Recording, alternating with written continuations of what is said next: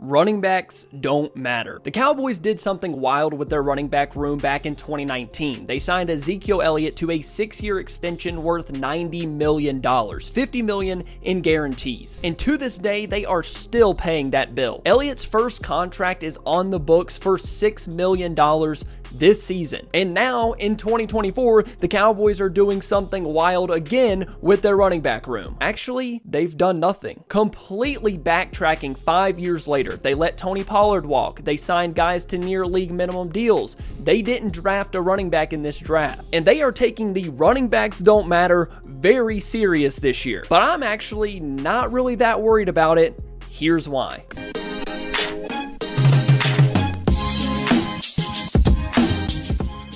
The Cowboys running back room is not lacking bodies at the position. Ezekiel Elliott, Rico Dowd, Deuce Vaughn, Royce Freeman, Malik Davis, Hunter Lipkey, Snoop Connor, and rookie undrafted free agent Nathaniel Peat. 8 names at running back, and likely only 3 or 4 spots on the active roster in 2024. So let's take a look at some of these running backs. I said it in one of my most recent videos, Ezekiel Elliott can be a really good back if given the workload that he can handle. What I mean by that is a couple of carries per game, less than 10 snaps. Everyone that says otherwise has not seen the guy play since 2016. He's not the same player that the Cowboys drafted 8 years ago. Ezekiel Elliott would be good in a running back 2, running back 3 role, not a running back 1. As a goal line, short yardage back, give him some pass protection stuff, he'll be an asset in those positions. But as a number 1 running back, the production just isn't going to be there. Now, a guy that I think has a better chance to have running back 1 production is Rico Dowd.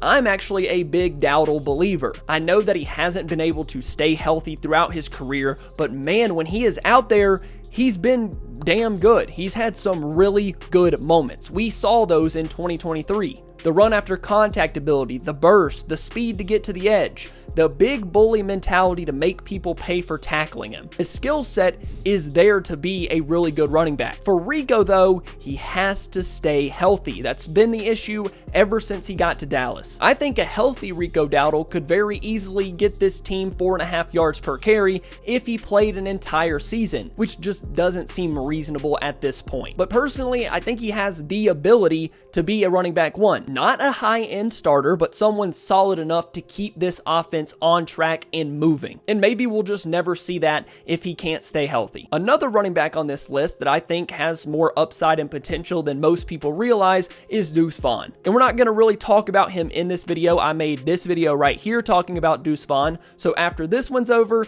go check that one out. It'll be at the end of this video. It's just a more in-depth look at how the Cowboys could use Deuce Vaughn and why I think he has more potential than people give him credit for. The next back is Royce Freeman, a previous 3rd-round pick that the Cowboys signed in free agency. Freeman has a career average of 3.8 yards per carry, with his best year coming in 2020 when he had 4.9 yards per carry with the Denver Broncos. Overall, Freeman is a journeyman running back. He's played for a number of teams like the Rams, Texans, Panthers, and Broncos. I think at this point we've seen enough Freeman carries to know that he's a guy that'll likely raise this room's floor, but not really raise the ceiling. He's kind of a mid-tier running back. You know what you're getting when he gets carries. Do I think he's going to come out and set the world on fire this year in Dallas? No, not really. But he is competing for a roster spot. And it'll be interesting to see how the signing of Dowd, Elliott, and Royce Freeman work together. I got a feeling that one of those guys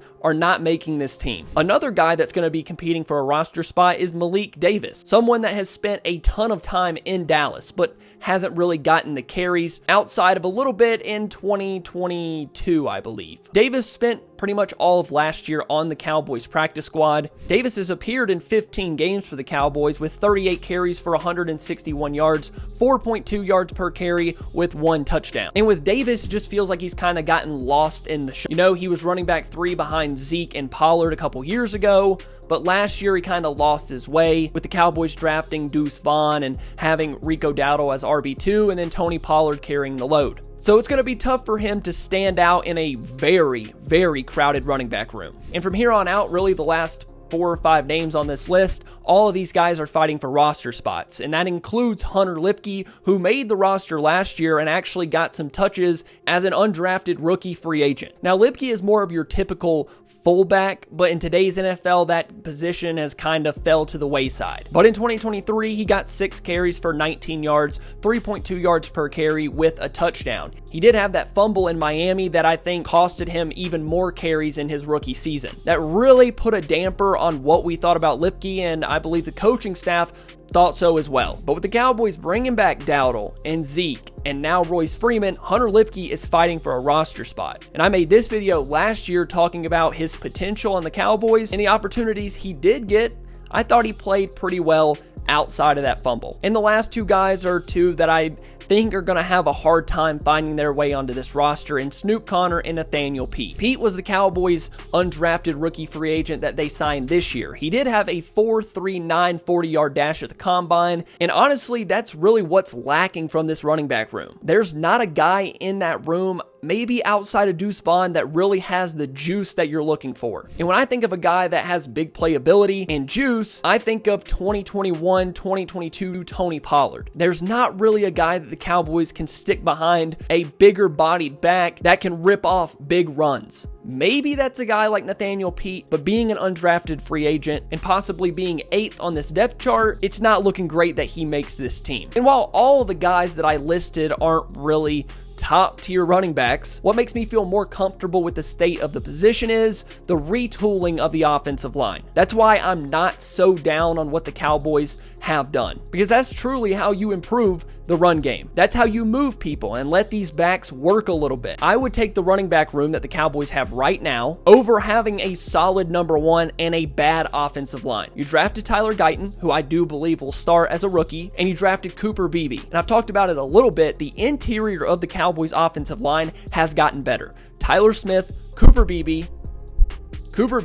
Zach Martin. That's a hell of an interior if you ask me. I believe you're going to get better production if you have the offensive line in place to actually get movement in the run game. Even when Tony Pollard kind of picked it up at the back end of the season last year, the Cowboys' offensive line was not good. Maybe the lack of a star running back cuts down on the big playability, but a solid offensive line should get you 4 or more yards per carry if you use these guys in tandem. I don't really believe any are going to stick out and be your true running back 1, but if you can figure out a way to use each of their skill sets together, I think the running back room, the production will be just fine. Now, if you enjoyed this, go check out this Deuce Vaughn video. It just popped up on your screen. Thank you guys so much for watching. If you enjoyed, please make sure to leave a like and subscribe to the channel. I love you all, and I'll see you next time. Bye.